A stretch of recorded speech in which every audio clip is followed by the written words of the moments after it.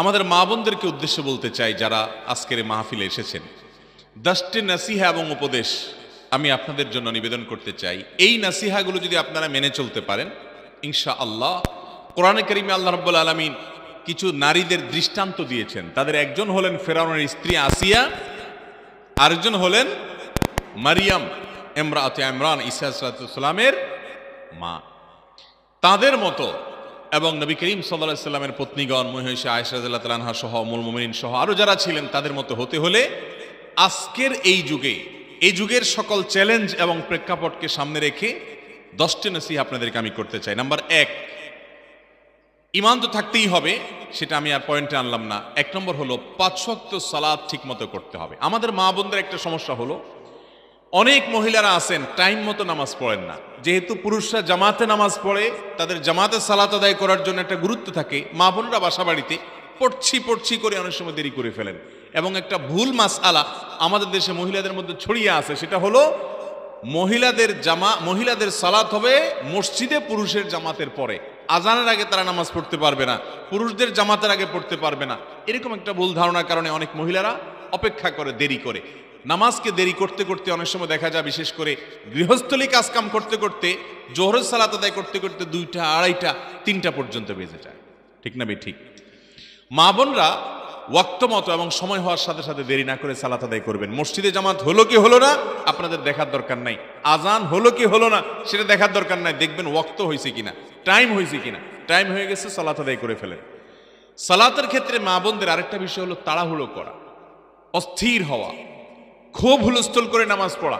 যার নামাজ যত ধীরে হয় সে তত ভালো নামাজি, সে তত ভালো মুত্তাকি এবং পরহেজগার মানুষ। সেজন্য মা বোনদেরকে আমি বিশেষভাবে বলবো, নামাজ হবে খুব ধীরে ধীরে, রুকু হবে অনেক লম্বা সময় নিয়ে, সুবহান রাব্বিয়াল আযীম খুব ধীরে ধীরে নিবেদন করেন, সুবহান রাব্বিয়াল আলা খুব আস্তে আস্তে পড়েন। এভাবে প্রত্যেকটা রোকনকে খুব ধীরস্থিরতার সাথে কাজ করেন, ইনশাআল্লাহ আপনার মূল কাজটা ঠিক হয়ে যাবে। যার নামাজ ঠিক, ইসলামের তার মূল কাজটা ঠিক হয়ে যায়। আসসালাতু ইমাদুদ্দিন, ইসলামের মূল স্তম্ভ খুঁটি হলো নামাজ। যার নামাজেরই ঠিকঠাক নাই, তার ইসলামের অন্য কোনো কিছু ঠিক নাই। এজন্য মা বোনদেরকে বিশেষ করে আমি বলতে চাই, 5 ওয়াক্ত নামাজ প্রথমত ওয়াক্ত মতো, তরকারি আছে চুলা কমিয়ে হলেও ওয়াক্ত হয়ে গেছে, সালাত আদায় করে নেন। এবং রান্নার পরিকল্পনা করবেন নামাজের কথা মাথায় রেখে। খবরদার কাজ শেষ করে এরপরে নামাজ পড়ে এটা করবেন না। গ্রামাঞ্চলে আমাদের অনেক মা বোনদেরকে দেখা যায়, আমরা আমাদের মা চাচিদেরকেও দেখেছি, এখনো অনেক মহিলারা আছে যে ওয়াক্ত চলে যাচ্ছে নামাজ পড়ে না। কেন? কারণ তিনি সবাইকে খাবার দিবেন, বাচ্চাদেরকে খাবার খাওয়াবেন, এরপরে নিজে গোসল করবেন, তারপরে ফ্রেশ হয়ে নামাজ পড়বেন।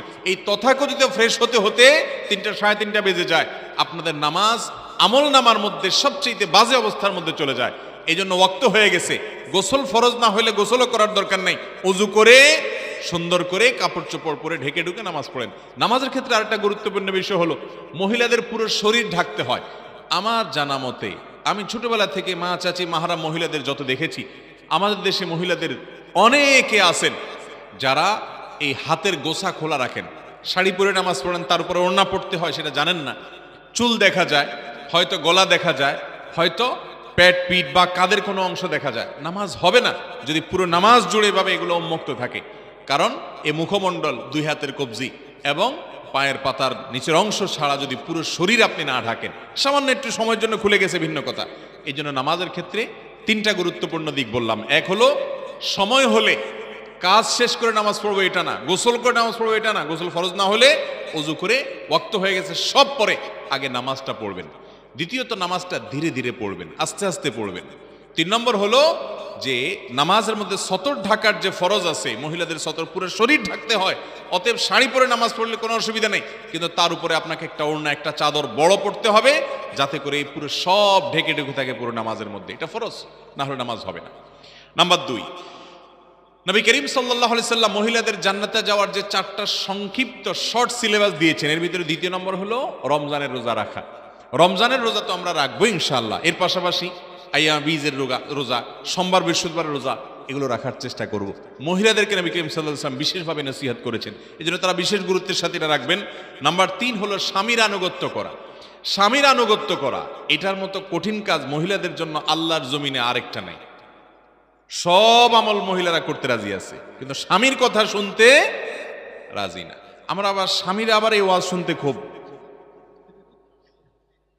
এটা শুনতে আমাদের খুব রিল্যাক্স ফিল হয়, তাই না? এটা শুনতে খুব ভালো লাগে যে হুজুর জায়গায় আসছে এতক্ষণ পরে। হ্যাঁ, এই জায়গায় একটু ভালো করে বলেন হুজুর, কোনো কথা শুনে না বাসায়।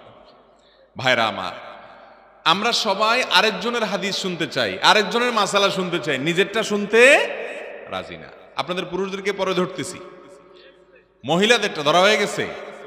মহিলাদেরটা আছেন, স্বামীর আনুগত্য করতে হবে। আমি একেবারে কোনো ভূমিকা ছাড়া সোজা যদি বলি, আমার বোনরা যারা আমাকে শুনছেন বা অনলাইনে যারা শুনবেন, দেখুন আজকের দুনিয়াতে তথাকথিত ব্যক্তি স্বাধীনতার সীমানা ছাড়িয়ে মানুষকে আজ এমন একটা পর্যায়ে নিয়ে যাওয়া হয়েছে যে আমাদের পারস্পরিক সম্পর্কগুলো আর আগের মতো নাই, এখন সব ঠুনকো হয়ে গেছে। আগের মুরব্বীদের স্বামী স্ত্রীর মধ্যে যে বোঝাপড়া হতো, যে ভালোবাসা হতো, সে আন্ডারস্ট্যান্ডিংটা এখন আর নাই। এখন সবাই এত অধিকার সচেতন। অধিকার সচেতন থাকা ভালো, আপনার অধিকার নষ্ট হোক, আপনি জুলুমের শিকার হন, ইসলাম সেটা চায় না। ইসলাম সবার স্বাধীনতার কথা বলে, কিন্তু তার একটা সীমানা আছে, তার একটা লিমিটেশন আছে, তার একটা সংজ্ঞা আছে। আজ আমরা লাগামহীন হয়ে যাচ্ছি। লাগামহীন হওয়ার কারণে হয়েছে কি, কেউ কাউকে মানতে রাজি না। একটা পরিবারের একজন কর্তা থাকবে, স্বামী কর্তা, তার এই কর্তৃত্ব, তার এই নেতৃত্ব, পরামর্শের ক্ষেত্রে, সিদ্ধান্তের ক্ষেত্রে এটাকে মেনে নেওয়া একজন নেককার এবং জান্নাতি নারীর পূর্ব শর্ত। মানতে কষ্ট হবে, তিতা করলার মতো লাগবে, তারপরও মানার চেষ্টা করতে হবে, শুধুমাত্র নিজের আখিরাতের দিকে তাকিয়ে, আল্লাহর দিক তাকিয়ে। আবার এর মানে এই না যে স্বামীরা যা খুশি তা করবেন, তারা অন্যায় কোনো নির্দেশ করলে সেটা মানতে বাধ্য নন। তারা অনাচার করলে অবশ্যই সেটার প্রতিকারের চেষ্টা মহিলাকে করতে হবে, করার অধিকার আছে, কিন্তু শৃঙ্খলার স্বার্থে পরিবারে স্বামীকে তিনি মেনে চলবেন এবং তার আনুগত্য করার চেষ্টা করবেন যতক্ষণ তিনি যৌক্তিক নির্দেশ করেন। নাম্বার 4, লজ্জাস্থানের হেফাজত করা, চরিত্রের হেফাজত করা। আজকাল ঘরে ঘরে পরকিয়া, ঘরে ঘরে অশান্তি, স্বামী অন্য মহিলার সাথে খারাপ সম্পর্ক, স্ত্রী অন্য পুরুষের সাথে হারাম সম্পর্ক, আছে না নাই এগুলা? ফেসবুকে, ফেসবুকের বাহিরে বিভিন্ন জায়গায়। এই জন্য একজন নারী তিনি তার ইজ্জতকে, সম্ভ্রমকে হেফাজতের জন্য সর্বাত্মক চেষ্টা করবেন, কোনোভাবে এই জায়গায় আঁচড় লাগতে দিবেন। যদি এর জন্য ফেসবুক দায়ী হয় সেখান থেকে সরে আসবেন, ইউটিউব দায়ী হলে সেখান থেকে সরে আসবেন, এই চেষ্টা করতে হবে। নাম্বার 5, সন্তান লালন পালন করা। ভাইরা আমার, এটা আমাদের পুরুষদের জন্য প্রযোজ্য, সবগুলো পয়েন্টই পুরুষদের জন্য প্রযোজ্য। বিশেষ করে এটা সন্তান লালন পালন করার ক্ষেত্রে যদি আপনি আপনার সন্তানকে আল্লাহমুখী করে যান, আখিরাতমুখী করে যান, আল্লাহর সাথে পরিচয় করে দিয়ে যান, কোরআন হাদিসের সাথে পরিচয় করে দিয়ে যান, নামাজি বানায় যান, দিনদার এবং ভালো মানুষ বানায় যান, আপনি দুনিয়া থেকে একটা সওয়াবের গাছ লাগায় গেলেন। কারণ আপনি নিজে কতটা আমল করে যেতে পারবেন। 10 জন মানুষকে ওয়াজ করে, নসিহত করে মানুষ করে গেলেন, ওইটার চাইতে অনেক গুণ বেশি গুরুত্বপূর্ণ আপনার নিজের ছেলে মেয়েকে যদি নামাজি বানান, দিনদার বানান, মুত্তাকি বানান, ইমানদার পরেজগার বানান, আল্লাহর সাথে পরিচয় করায় দেন। কারণ এই বাচ্চা যত নেক আমল করবে, যত দোয়া করবে, আপনি কবরে যাওয়ার পরও আপনার আমল নামে তার সব উপকারিতার যে লেখা হতে থাকবে ইনশাআল্লাহ। এই জন্য মা বোনরা, বিশেষ করে সন্তান আপনাদের কাছে বেশি থাকে, তাদেরকে আল্লাহর সাথে পরিচয় করান। আজকাল আমাদের মা বোনরা দুনিয়াবি শিক্ষা শিক্ষিত করার জন্য পাগল পরা হয়ে যান, করান সেগুলা, কিন্তু তাদেরকে দিন শিখান, আল্লাহর সাথে পরিচিত করান, নামাজে অভ্যস্ত করান, কোরআনটা সহি করে পড়া শিখান এবং আল্লাহ এবং আল্লাহ রাসূলের আনুগত্য শিখান, দিনের প্র্যাকটিস বাসার মধ্যে করেন। তাহলে আপনি একজন দিনদার, নেককার, মুত্তাকি মহিলা হতে পারবেন। নাম্বার 6, নেয়ামতের শুকর আদায় করেন। নবী করিম সাল্লাল্লাহু আলাইহি সাল্লাম বলেছেন, মা বোনদের জাহান্নামে যাওয়ার সবচেয়ে বেশি কারণ হলো নাশুকুরি। এই নাশুকুরি অনেক পুরুষও বেশি করে, কোনো কোনো ক্ষেত্রে মহিলার চাইতে কোনো পুরুষ বেশি করে, কিন্তু মহিলাদের মধ্যে এই রোগ সম্পর্কে নবী করিম সাল্লাল্লাহু আলাইহি সাল্লাম সতর্ক করেছেন। স্বামী অনেক কিছু করেছে, একটু চুল থেকে নুন বেশকম হয়েছে, সব অস্বীকার করে বসছে, এ রোগ আছে না নাই? অতএব আল্লাহ শুকর আদায় করতে হবে, বিশেষ করে দাম্পত্য জীবনে। এটা আমাদের পুরুষদের জন্য জরুরি, টনিকের মতো। দাম্পত্য জীবনের শান্তির জন্য নেয়ামতের শুকর আদায় করার কোনো বিকল্প নাই। যে অবস্থায় আছে আলহামদুলিল্লাহ, আমার চাইতে বহু খারাপ অবস্থায় মানুষ আছে না নাই? অতএব সর্বাবস্থায় আল্লাহ শুকর আদায় করার জন্য একটা বড় মন লাগে, বিশাল হৃদয় লাগে যে আলহামদুলিল্লাহ আমাদের কিছু নাই, এটাতে আমরা আল্লাহ শুকর আদায় করি। মুসলমানের তো দুনিয়া সব না, সব আখিরাতে কোনো রকম দিন পার করা। অতএব শুকর আদায় করতে হবে নেয়ামতের। 7 নম্বর হলো কোনো প্রকার অভিশাপ, গাল মন্দ এগুলো করা যাবে না। অনেক মা বোন আছেন, বাচ্চা কাচ্চাকে, পুরুষদের মধ্যে এসব রোগ আছে, বাচ্চা কাচ্চাকে চুল থেকে নুন ব্যাসকম হলেও গালিগালাজ শুরু করে দিল, বদদোয়া শুরু করে দিল, তুই ধ্বংস হ, তোর উপর আল্লাহর এটা পড়ুক সেটা পড়ুক, বদদোয়া দেয়া শুরু করে দেয়, স্বামীকে দেয়া শুরু করে দেয়, অন্যকে দেয়া শুরু করে দেয়। নবীজি সাল্লাল্লাহু আলাইহি সাল্লাম মহিলাদের জাহান্নামে যাওয়ার প্রধান দুই কারণের যে উল্লেখ করেছেন তার একটা হলো এটা, অতিরিক্ত গজব দেওয়া, বদদোয়া দেওয়া, গালমন্দ করা, এটা করা যাবে না, ধৈর্য ধারণ করতে হবে। 8 নম্বর হলো আত্মীয়তার বন্ধন রক্ষা করা। জটিল একটা কাজ, মা বোনদের জন্য আত্মীয়তার বন্ধন রক্ষা করা এত সহজ কাজ না, বিশেষ করে আজকের এই যুগে এটা অত্যন্ত টাফ হয়ে গেছে। কারণ স্বামী চায় তার ফ্যামিলি নিয়ে আপনি বিজি থাকেন, আপনার মা আছে, আপনার বোন আছে, আপনার ভাই আছে, তাদের সাথে রক্ত সম্পর্কে মানুষগুলোদের সম্পর্ক রাখতে হবে, ন্যূনতম যতটুকু অন্তত ফোনে হাই হ্যালো হলেও করতে হবে। এটা যদি না করেন তাহলে কিন্তু আল্লাহর কাছে আপনি ধরা খাবেন। অনেক মহিলা আছে বিয়ের পর তারা আর বাবার বাড়ি, ভাই বোন এই সম্পর্কটাকে তারা একেবারে ভুলে যায়। আবার অনেকে আছে সেদিকে এত প্রেসার দেয় নিজের স্বামীর সংসারের প্রতি অবহেলা করে, ঝগড়াঝাটি করে।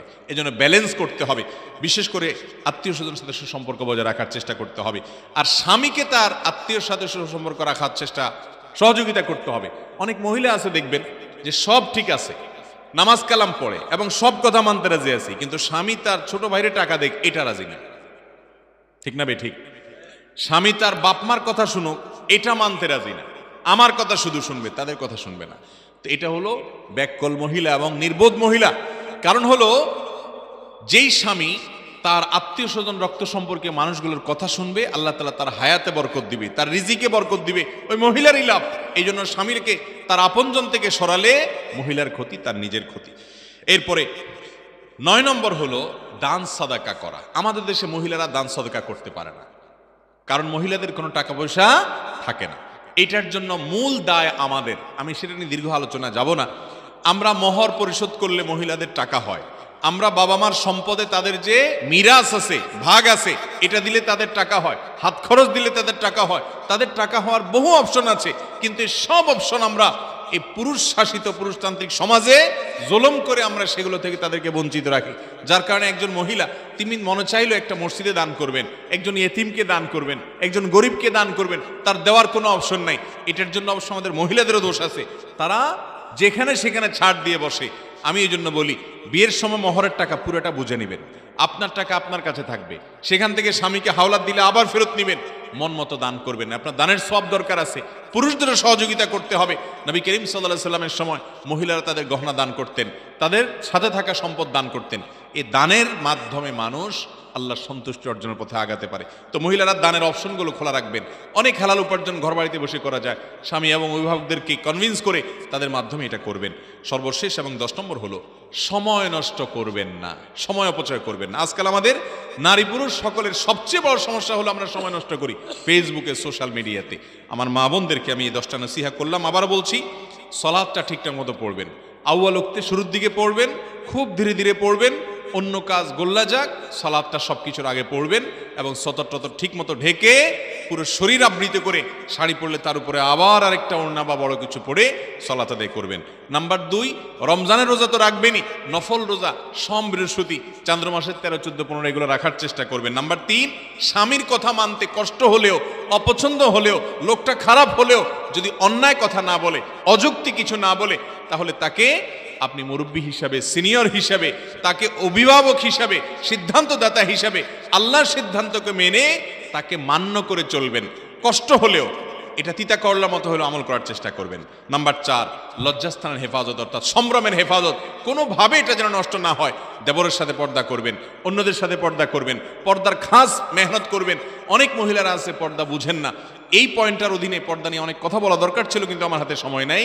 শুধু এইটুকু বলবো যে আপনার সৌন্দর্য আপনার স্বামী ছাড়া আপনার শ্বশুর বাড়ির অন্য যারা আছে তাদের সামনে, এমনকি যারা গায়রে মাহরাম তাদের কারোর সামনে আপনি প্রদর্শন করবেন না, পরিপূর্ণ পর্দা করবেন।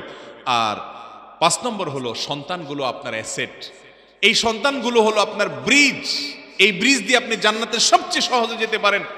একটা ছেলে সে অনেক বড় ব্যবসায়ী হতে পারে, অনেক বড় চাকরিজীবী হতে পারে, এক সময় তার গোড়াতে দিন দিয়ে দেন, ইসলাম দিয়ে দেন, ইমান দিয়ে দেন, তাকওয়া দিয়ে দেন, আল্লাহর সাথে পরিচয় করিয়ে দেন। একটা মেয়ে তাকে বিয়ে দিয়ে দিবেন, সে অন্য সংসারে চলে যাবে, হয়তো তার ঘরে ছেলে মেয়ে হবে, আরো বড় কিছু হবে, কিন্তু তাকে আপনি দিন দিয়ে দেন, তাহলে একটা গাছ লাগাই দিলেন সওয়াবের। এর চেয়ে শর্টকাট কোনো ওয়ে নেই। এই জন্য সন্তানগুলোর জন্য বিশেষভাবে মনোযোগ দেন। আজকাল মা বোনরা মোবাইলে, টেলিভিশনে, আড্ডাবাজিতে এতটা আসক্ত যে সন্তানকে সময় দেওয়ার সুযোগ নেই। তাদেরকে দিনমুখী করতে হবে। দুনিয়া শিখুক আর না শিখুক, দিন তাকে শিখতেই হবে। নাম্বার 6, আল্লাহর নেয়ামতের শুকর আদায় করবেন, স্বামীর নেয়ামতের শুকর আদায় করবেন। আল্লাহ আপনাকে কষ্টে রেখেছে, আপনার আরেক বান্ধবী বিয়ে হয়েছে, সে আরেকটু ভালো আছে, নাশুকরি করবেন না। মনে রাখবেন সে অনেক দুঃখে আছে, সেগুলো আপনি জানেন না, সুখটা আপনি দেখছেন। আল্লাহ শুকর আদায় করবেন যে আমি এর চাইতে খারাপ থাকতে পারতাম, ইনশাআল্লাহ এর মাধ্যমে জান্নাতের পথ সুগম হবে। 7 নম্বর হলো কোনো প্রকার গালিগালাজ, অভিশাপ সন্তানকে, স্বামীকে, অন্যকে দিবেন না। ধৈর্য ধারণ করবেন যত কঠিন পরিস্থিতি হোক। 8 নম্বর হলো আত্মীয় স্বজনের সাথে সুসম্পর্ক বজায় রাখবেন। শুধু নিজে রাখলে হবে না, স্বামীকেও রাখতে দিতে হবে, যেন স্বামী তার বোনের বাড়িতে যাবে, আপনি অ্যাপ্রিসিয়েট করতে হবে। দিল চায় না, তারপরও দিতে হবে, কারণ তার জন্য এটা ফরজ। স্বামী তার ভাইকে আদর করে, যত্ন করে, পয়সা দেয়, সহযোগিতা করে, আপনি তাকে সহযোগিতা করতে হবে, কারণ আত্মীয়তার সম্পর্ক রক্ষা করা ফরজ। তাকে তার কাজ করতে দিতে হবে। সে তার মায়ের কথা শুনবে, সে তার বাপের কথা শুনবে, তাদের সাথে সুসম্পর্ক বজায় রাখবে। অনেক মহিলা আছে দিনদার, নামাজি, সব ঠিক আছে, কিন্তু এগুলো সহ্য করতে পারে না। এই জায়গাটা কঠিন একটা জায়গা মহিলাদের জন্য। এই জন্য নিজে আপনার আত্মীয় স্বজনের সুসম্পর্ক বজায় রাখবেন, স্বামীকে তার রক্ত সম্পর্কীয় মানুষদের সাথে সুসম্পর্ক বজায় রাখতে সাহায্য করবেন, লাভ আপনারই হবে। এবং 9 নম্বর হলো দান সাদাকা করবেন। সেজন্য নিজের হাতে উপার্জন, নিজের হাতে কিছু টাকা পয়সা রাখবেন, স্বামীর কাছ থেকে চেয়ে নেবেন, এবং যেভাবে হোক দানের একটা অপশন বের করবেন। 10 নম্বর হলো সময় নষ্ট করবেন না। আল্লাহ তাআলা আমাদের সবাইকে এই 10টি নসিহা অনুযায়ী আমল করে আমাদের জীবনকে আলোকিত এবং সুন্দর করার তৌফিক দান করুন, বলুন আমিন।